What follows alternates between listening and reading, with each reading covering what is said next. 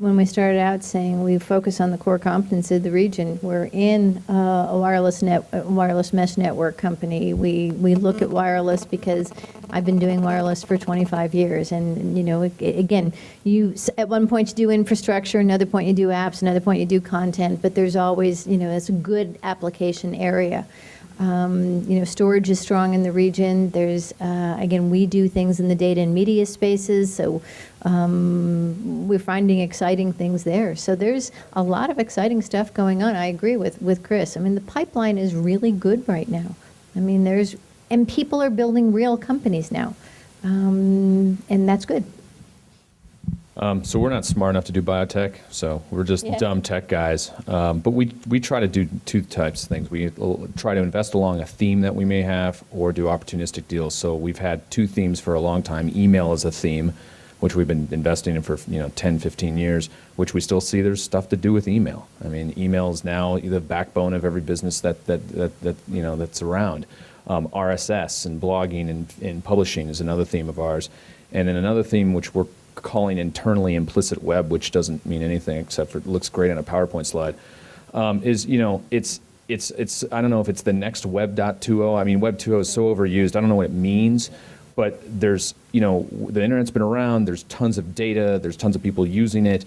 And I think probably all of us are 70% satisfied with actually how we use it. A Google search, it sort of works. Vertical searches, stuff like this, different ways of using the internet, whether that's in the community, whether that's being able to surf, surf web pages, with Chris and I at the same time. I mean, there's a whole bunch of infrastructure of what is all this backbone of the internet going to be for us down the road and for our kids and whatnot. So that's kind of another big theme.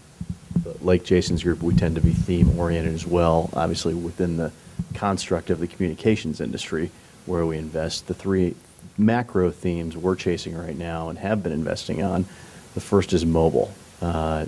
Anything in mobile right now, significant growth area, whether it's the data side or more mundane tower-oriented businesses. There's just a lot going on there. The second area is what we call internet technology, and it's really bringing that technology base into the communications industry. The highest profile example is VoIP. It's an internet technology, and it's fundamentally altering the communications landscape. And so we think there's a lot of investment opportunity on that theme. The third is sort of a collaboration theme, and that's both consumer and enterprise oriented, and that ability to connect real time almost anywhere you are in the connected world is something we're going to be investing on for a long time, we think. Well, if Jason isn't smart enough to do biotech, then we're really stupid because we don't do a lot of the things these folks do. We don't really understand data or storage or complex enterprise software. Most of the stuff we're doing is centered around more of an applied type business offering, service or product. The areas, I don't think I mentioned this, but we actually have a hedge fund as well. We have a hedge fund and a venture fund. And so typically they work independently, but sometimes they overlap as well when we find some interesting deals.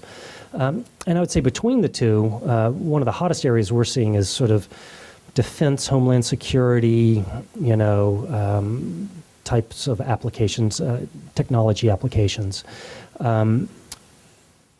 We also are seeing a lot in the mobile space, and even in sort of like home networking. I mean, that was the whole, it is, how do we combine TVs and internet? How does that get delivered? We're seeing a bunch of that as well. One of the gentlemen on the presentation from Boston mentioned alternative energy being a big thing for 2007. Do you guys see any of that in the area here?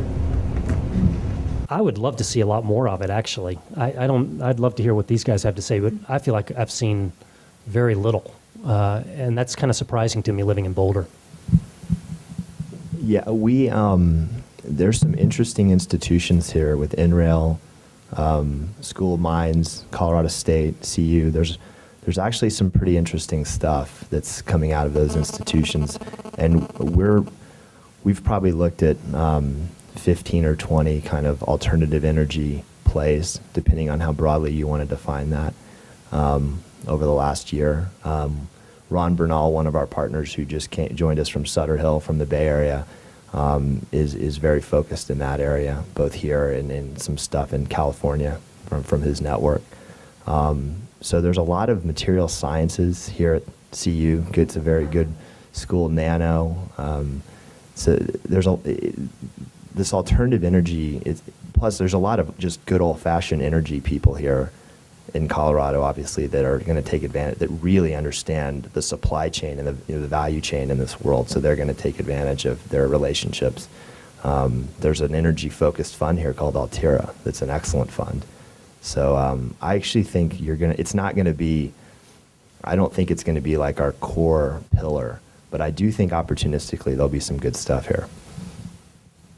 So we have 2 alternative energy deals, including one that I'm on the board of, and it's hot, and there's a lot of money going in there. You got to be careful. The other thing that's scaring me a bit is, lessons learned of all these great companies that were funded in the late 90s on the assumption that there would be a high-speed broadband internet backbone for the United States, which just wasn't there, and it's still kind of crappy, by other country standards. There's a lot of interesting alternative energy companies, and I wonder to myself at night, is there going to be an infrastructure that's actually going to be able to deploy any of these, use these, get these out to market, and have revenues? Because at the end of the day, I don't think there's anybody in this room that can say alternative energy is great, but when I'm investing my limited partners' money, they need to make money. It's not a charity. So there's a lot of money, and it's a little scary right now. We don't even think of it as alternative energy, because when you start getting into the alternative energy space, it's usually pretty capital intensive, whatever you're doing. But there's a lot of interesting things that I would call more in the clean tech space. And that could be, it's usually often materials based. It could be a lighter way of making something. That's not alternative energy, but it's definitely clean tech. If you can take a lot of weight out of airplanes or other things like that. And those are more appropriate for the size of funds that we are. So there's a lot of interesting things in the clean tech arena. But again, you have to be very careful, because there's a lot of dollars. And as you said earlier, this would be a bad time to be putting your money into a big buyout fund. You got to be careful about putting your venture money anywhere where there's a lot of money going.